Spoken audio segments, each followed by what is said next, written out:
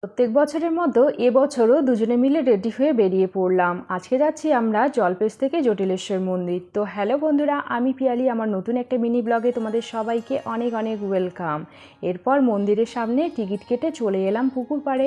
এখানে হাত মুখ ধুয়ে জল নিয়ে তারপরে মন্দিরে গিয়ে পুজো আমরা এখন কমপ্লিট করছি। এরপরে কিছু ফটো তুলে নিলাম।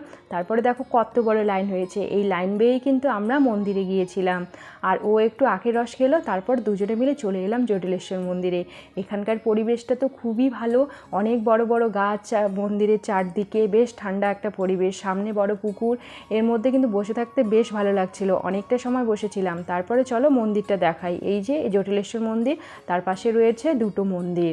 এরপর এখান থেকে বেরিয়ে আবার পুকুর পাড়ে গিয়ে কিছুটা সময় বসেছিলাম, একটু আইসক্রিম খেলাম। এবার বাড়ির দিকে রওনা হলাম। আসার সময় বাড়ির জন্য কিছু নিয়ে বাড়িতেও চলে এলাম।